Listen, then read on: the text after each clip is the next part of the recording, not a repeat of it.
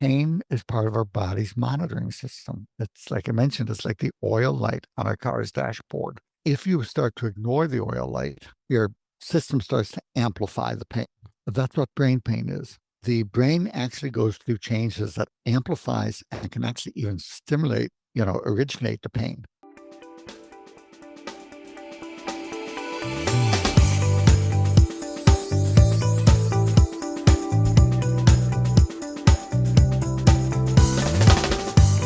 Hello and welcome back to the Pain Free for Life podcast. I am your host, Dr. Rob Vanbergen, and today I am interviewing Dr. Jacob Teitelbaum, MD. Dr. Jacob is one of the most frequently quoted post-viral CFS, fibromyalgia, energy, sleep, and pain medical authorities in the world. He is the author of 12 books, including his new book we're talking about today, Pain Relief in 4 Simple Steps. He is the lead author of 8 research studies and 3 medical textbook chapters on effective treatment for fibromyalgia and chronic fatigue syndrome. Dr. Teitelbaum appears often as a guest on the news and talk shows nationwide, including past appearances on Good Morning America, The Dr. Oz Show, Oprah and Friends, CNN, and Fox News Health. In today's episode, we discuss the 4 key domains of effective pain treatment. We look into if people always need to do all of these things and discuss in depth Pain Relief in 4 Simple Steps, his newest book, which discusses how to easily address the 4 key biochemical root causes of pain. Not only that, but the tips he gives today are actionable excerpts from his books that you guys can start right away. No issues, no delays. So without further ado, let's dive in. Jacob, welcome to the show. Rob, it's great to be with you. And for those of you listening with pain, we will show you today an overview of how to get pain free, because pain is not something you have to have. Pain is something that tells you your body needs it, wants your attention. Once you give it what it needs, like putting oil in the car makes the oil light goes out.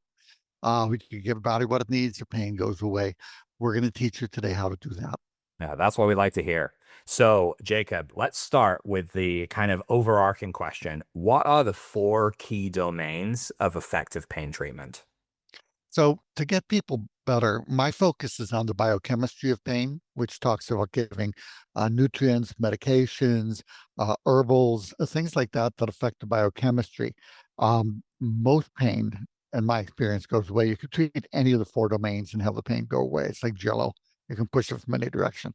Biophysics is important. We're just in modern medicine pretty much suppressed biophysics since the 1940s, when I saw that research starting to disappear in the medical literature. I've been doing medicine for 50 years now and pain management. So uh, how I got into it is a whole other story.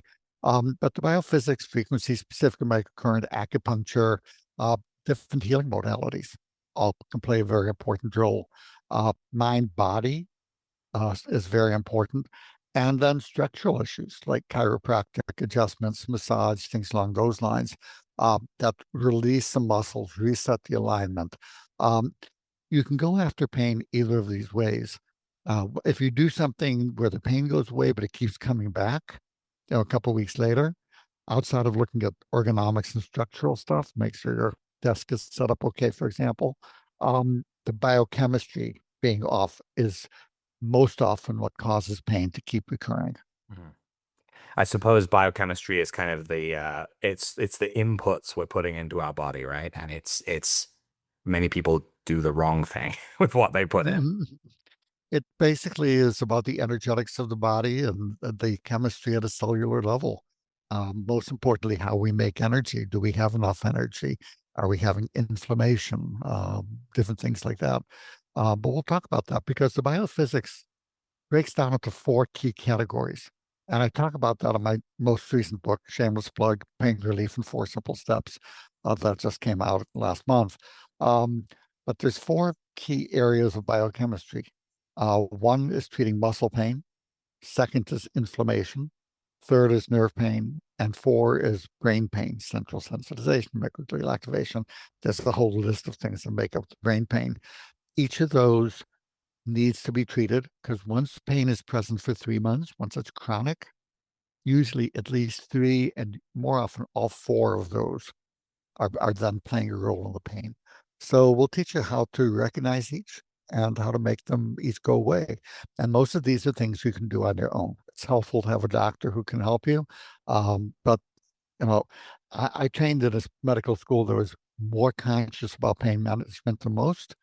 And what I was taught was dismal. It was basically aspirin, ibuprofen, maybe anti-epileptic drugs, and they're muscle relaxants you could throw at them, and then don't give them narcotics. That's it.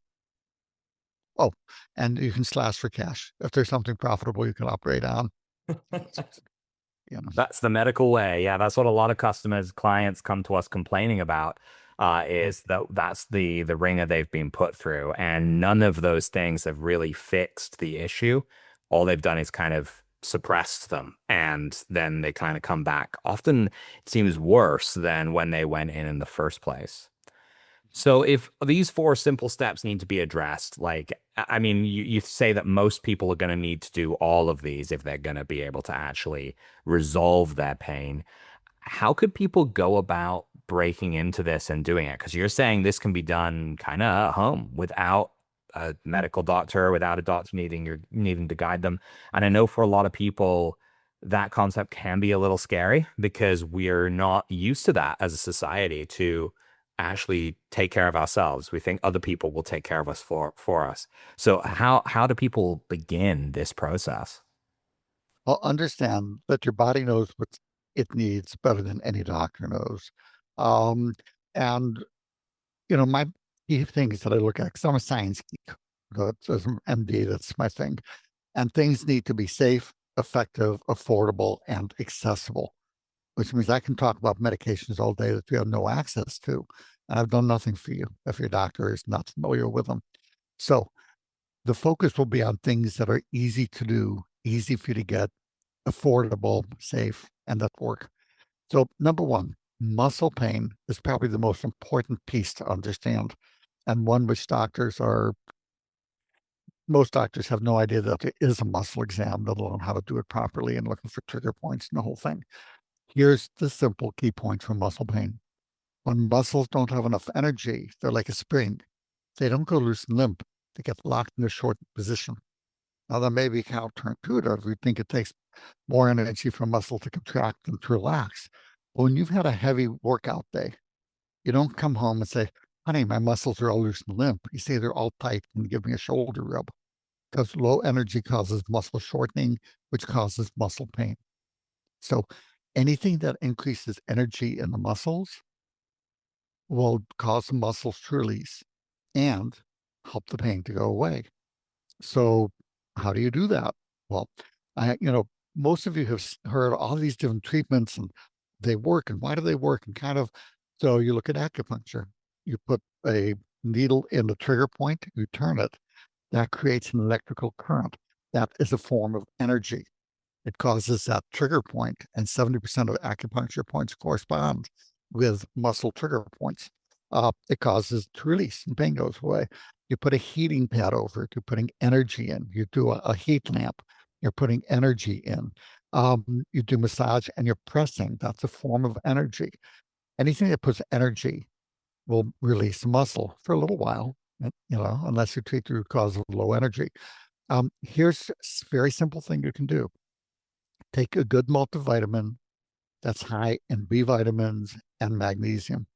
Now, you need all the other ones too, but those are keys for muscle energy. The RDAs, which they call the ridiculous dietary allowances, are nowhere near enough for many people. I like one called the Energy Revitalization Drink Mix.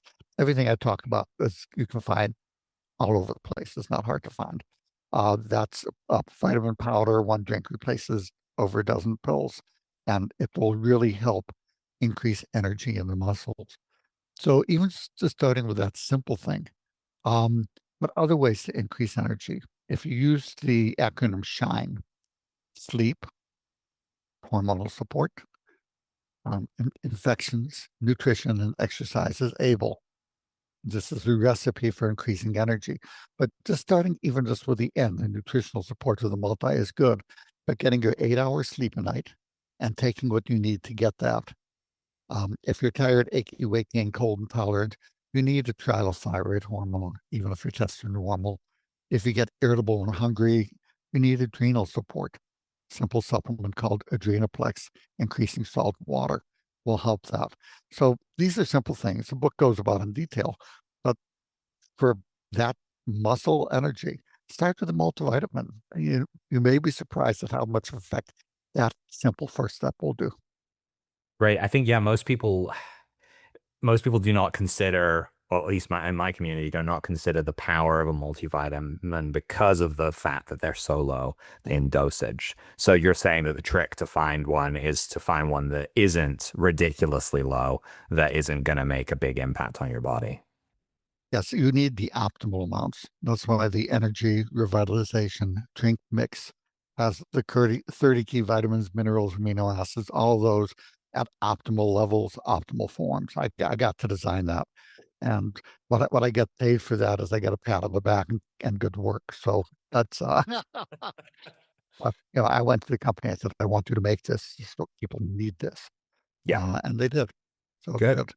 Um, the it just makes all the difference in the world. The American diet, it's funny. You may have heard people go, the experts. Well, we didn't need vitamins 500 years ago. Well, 500 years ago, we didn't have the food processing we have today, Mm. where the research shows that fully half of the vitamins and minerals are lost in food processing. Half. That's insane. And so virtually everybody is deficient. They say, well, you're just making expensive urine because it goes out in the urine. And I tell them, you're right. Stop drinking water because it just goes out in the urine. And, you get these idiotic arguments that are put out there. Um, given modern society, I mean, I wouldn't live any other time. If somebody said, pick any day, it would be now. Mm. If you want to get my iPhone, you'd have to pry it out of my cold dead fingers. I mean, you didn't have those 100 years ago. So, but you need to do what you need to thrive in modern life instead of being part of the epidemic of growing pain. Yeah, absolutely. That's one big thing. My personal journey, we moved to a farm and we started growing our own food, raising our own animals because of the concerns I had with all the processed food and garbage and everything in there. It's a lot of work, and I can't imagine how they did it like hundreds of years ago without the machinery that we have now. It's worth it. It's not for everyone, but there are options, right? As you say, like good quality multivitamin can supplement those things, and you're 100% right that what the soil has in it today is like practically nothing. What pasteurization does to dairy is ridiculous too. We destroy everything in it and then we add some stuff back in there. It's an interesting mix the way the world has gone for sure. So you mentioned muscle pain. Does nerves get kind of treated in the same way, or are nerves a separate piece? Yep. So there's four pieces: muscle pain, inflammation, nerve pain, and the brain pain. So let's look at nerve pain. Nerve pain is also interestingly low energy in the nerves. The nerves have a little pacemaker, just like the heart, and it, when it goes off, the nerve fires. And that's all the nerve is. It's like electrical switch. It's like on, off, on, off. And can you imagine if you kept flipping the switch 5,000 times a second? That circuit would burn out. It would certainly start hurting, so to speak. Um, when you don't have energy in that circuit breaker, the nerve keeps firing until it exhausts and it hurts. So there's different things for that. Now, what triggers it? Well, the most common things are things like diabetes, where you're having an energy crisis that's going on in the nerve directly from diabetes. Infections will do the same thing, compression, all of these things, but it triggers back to energy for the nerve. The multivitamin helps that considerably, but antioxidants, specifically, the vitamin will have plenty of antioxidants, but there's a specific one called lipoic acid, 300 milligrams twice a day. And nerve stuff takes about 12 weeks to heal because nerves heal slowly, but they do heal. That combination, the multivitamin and the lipoic acid, can make a big difference. Those of you with nerve pain from chemotherapy, acetyl L-carnitine can both prevent and help heal that nerve pain. And then, the thing is, once you have nerve pain, you also have brain pain. So we'll get to that in a moment. And that's why these things all flow one into the other. You treat all four. So you got nerve pain. You're already on the multivitamin because we talked about that earlier. Get lipoic acid, and that will go ahead and give a start. Now, as many of you have done that, it may help to a degree, but again, you have to treat the other pieces. Um, but there are some, I mean, generally in medicine, we like to mask pain. Mm, Um, and the, I'd rather go to the root cause, but you need to get people comfortable mhm. and pain free. I'm not against the medications. I'm a doctor. I'm just against the way they're used, which is based on profit rather than sanity and science. Um, but you can email me. I have a support group, and the easiest thing is if you email me at, and you may want to write this down, fatigue, FATIGUE like fatigue doctor. So fatigue doc at gmail.com. You can ask me information sheets on how to treat each of these four kinds of pain. Basically, there's chapters for my book. It's free. I try to get out the information to people. Um, but there's also a support group where I am answering questions day in and day out. I answer over 95% of questions that are asked. Um, I answer them. So it's recovering um, from fibromyalgia, chronic fatigue, and long COVID, but it also is for chronic pain. Mm. If you just email me at fatigue doc and say, what's the group's link? I'll, I'll send that back to you Yeah. as well as the information. But neuropathy, there's over 12 medications that can be helpful. And instead of listing through all of those here, because that's not really the focus of the show, that's all in the book and in the information sheet. But start naturally. Absolutely. And I will be sharing all this information as well with the listeners. One of the questions I'm sure is going to come up from my audience here is we're talking about nerves. And when we talk about neuropathy, we often wonder, is there such thing as a nerve that is too far gone? We actually work with a lot of people with eye issues, and some of the things that come up is glaucoma that has caused them to go completely blind. So the question is it possible that something like lipoic acid can actually help to regenerate a nerve that is gone and not functioning? Or is there such a thing as a nerve that's too far gone? Well, you're going to have nerves that are just irritated yet functioning, and lipoic acid helps those. You can have nerves where the nerve cells are still alive, um, but they don't work. It's like the circuit's there, everything, but it's just not firing. And lipoic acid can help that. But then you can have where you've actually had complete death of the neuron. It's not going to help with that. But when we talk about brain pain, we'll talk about PEA, which does help nerve cells regenerate. Hmm. So it doesn't mean that you can't help that. It just means there's different approaches to doing so. Gotcha. Okay, so let's jump. We'll skip And inflammation for inflammation. now. Yeah, and we'll come back to it. Let's jump to brain pain. So this is a big one for sure. How does this get treated? So if you look at it, again, an important concept is that pain is not an outside invader. It's not like an infection, where it's attacking you. Pain is part of our body's monitoring system. It's like I mentioned, it's like the oil light on our car's dashboard, one of those red flashing lights saying something needs attention. Um, the lights are more helpful if it says oil or overheating or tells you what you need. And that's what the book does, is it helps you tell what each kind of oil light is, what each light is. But if you give your body what it needs, it goes away. But the system is a really well designed system. And if you start to ignore the oil light, say you're looking, I don't want to bother with that real flashing light. It's your system starts to amplify the pain, like it's brighter and louder and flashes more and gets to get your attention. But that's what brain pain is. The brain actually goes through changes that amplifies and can actually even stimulate, originate the pain. And it does this in many ways. A common way is an inflammation called microglial activation. You don't have to remember these words, but it's present in most people with brain pain. You have NMDA receptor antagonist issues. You got small fiber neuropathy, blah, blah, blah, blah, blah. There's a whole grouping of things that fall under the brain pain. And again, if you have pain for more than 3 months, you have brain pain. This component is then active, and it's not hard to treat. There are over half a dozen treatments for it. Most doctors could list, well, none of them. They don't even know it exists. Brain pain, never mind. But and sorry if my frustration after 50 years in medicine comes through a little bit. But um, anyway, another thing, what can you do?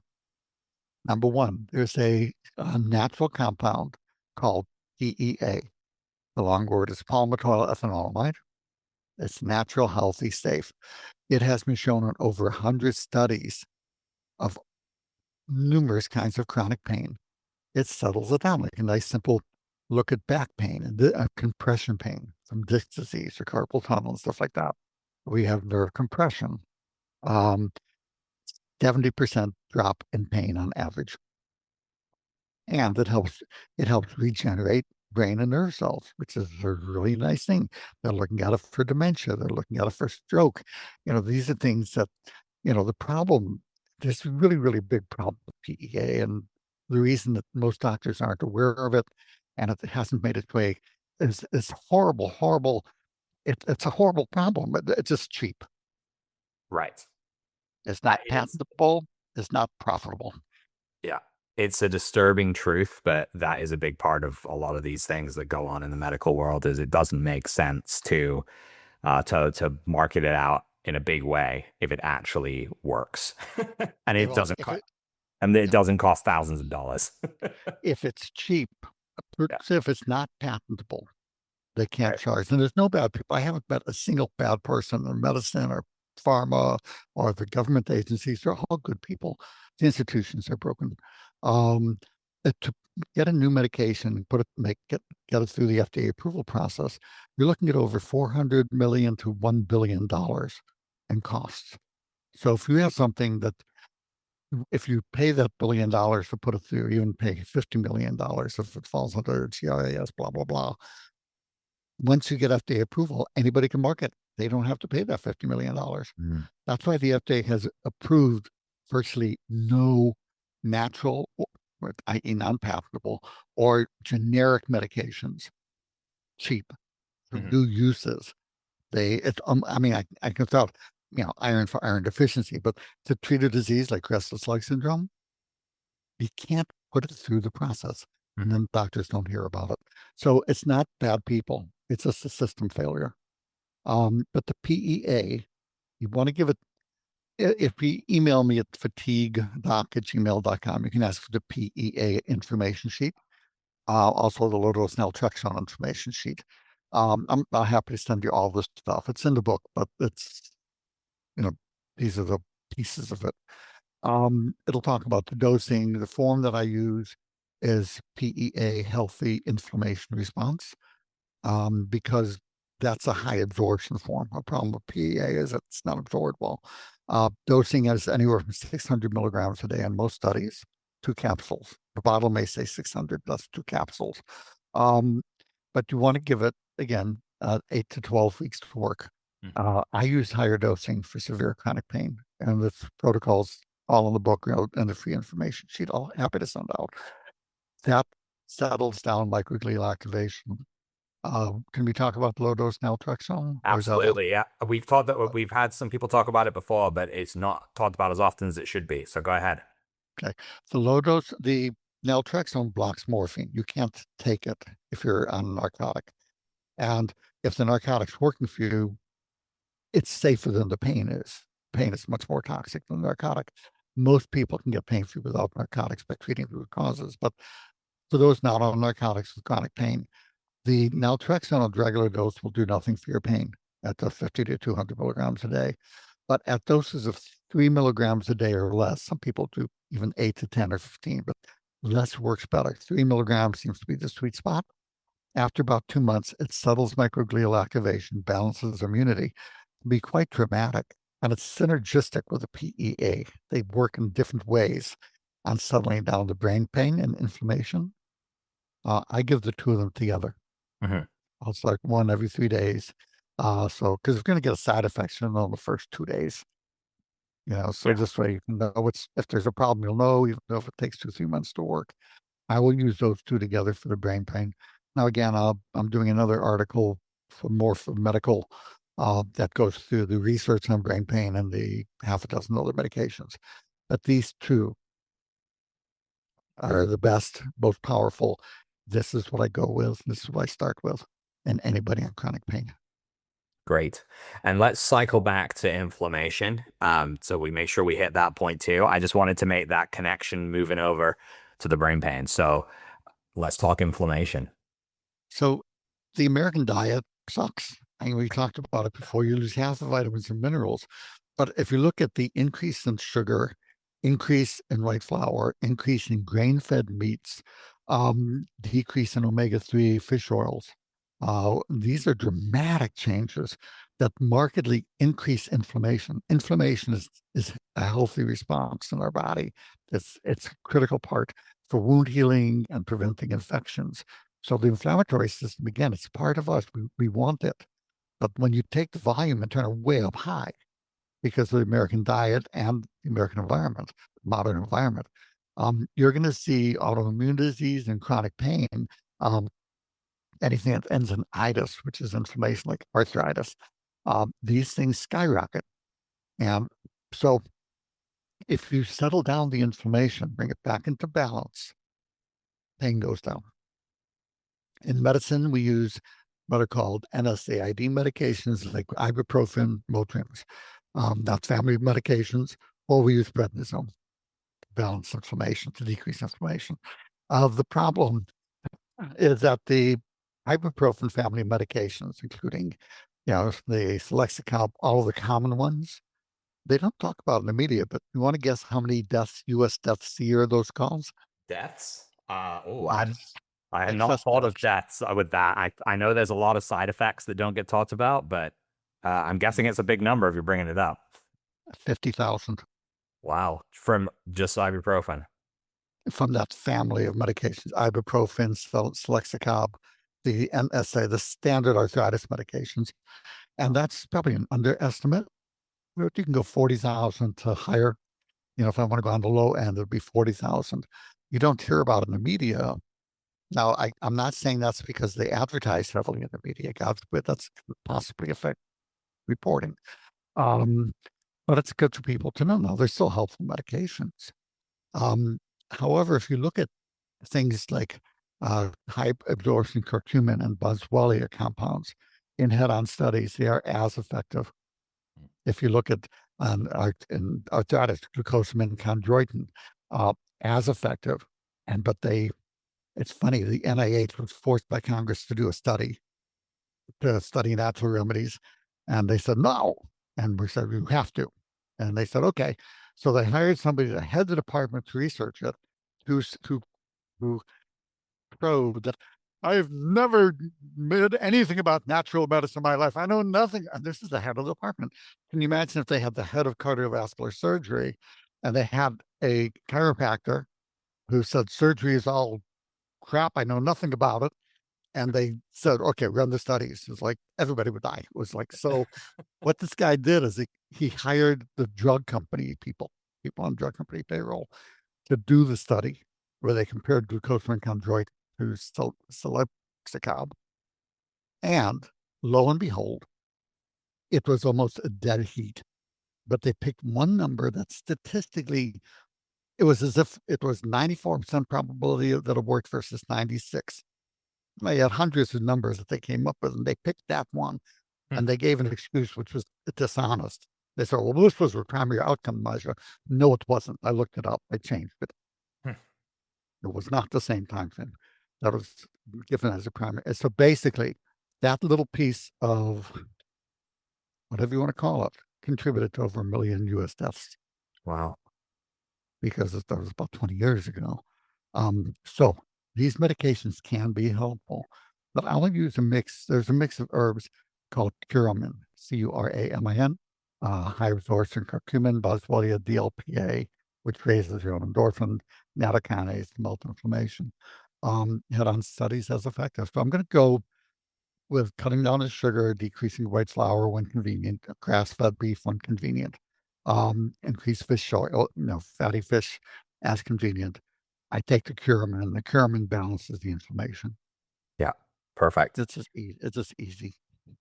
Well, thank you, Jacob. You shared a lot of information here, and I think it's just scratching the surface of what you go through in your book, right? So, Yes, but it gives a start that's easy to do that will get most of you at least a 70% to 80% drop in pain. And many of you will be pain free with these simple measures, that's starting what we with the will. basics. That's what we want to hear. That's what we're here for. So thank you so much for joining us today, Jacob. It's been very interesting. I'm going to be sharing a lot of this info with our listeners as well. Oh, Rob, it's a pleasure. And everybody be well. You know. So to everyone that's listening, I'm going to include all of Jacob's info at painfreeforlife.com/podcast. If you're interested in learning more, and you should be, you should definitely get his book, Pain Relief in 4 Simple Steps. You get all of this information and more. Until next time, I'm Dr. Rob Vanbergen, and you are listening to Pain Free for Life.